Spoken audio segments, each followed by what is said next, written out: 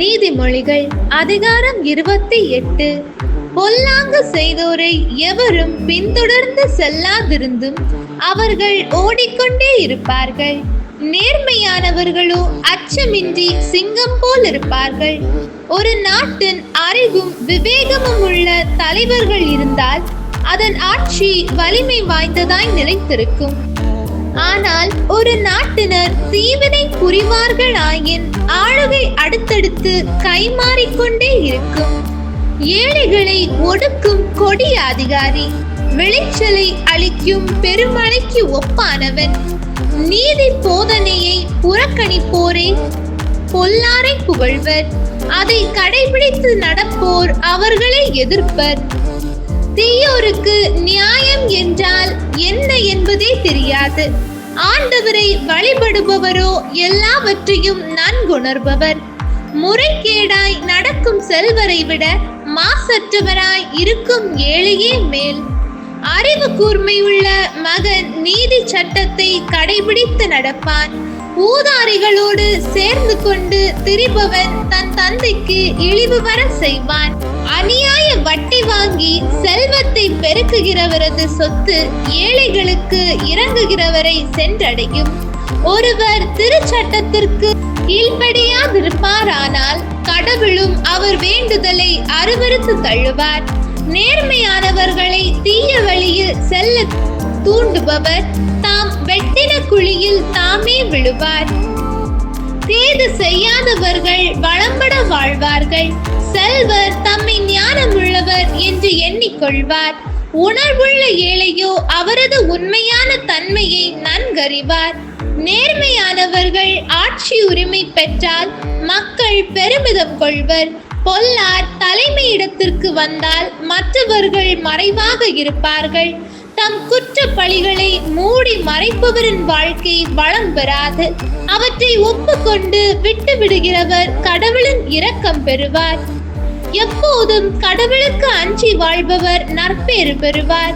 பிடிவாதம் உள்ளவரோ தீங்கிற்கு உள்ளாவார். கொடுங்கோல் மன்னன் ஏழை குடிமக்களுக்கு முழக்கமிடும் சிங்கமும் இறை தேடி அலையும் கரடியும் போலாவான். அறிவில்லாத ஆட்சியாளர் குடிமக்களை வதைத்து கொடுமைப்படுத்துவார். நேர்மையற்ற முறையில் கிடைக்கும் வருவாயை வெறுப்பவர் நீண்ட காலம் வாழ்வார்.